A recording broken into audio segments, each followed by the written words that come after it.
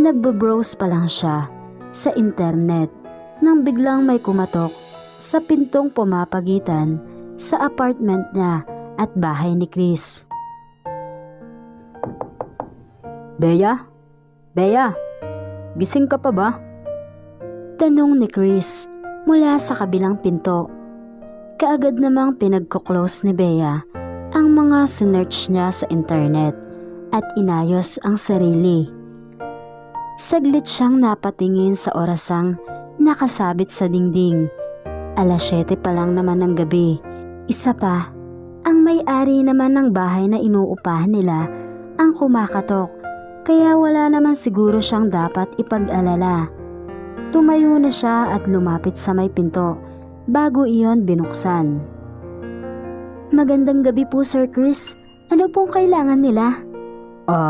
Manghihiram sa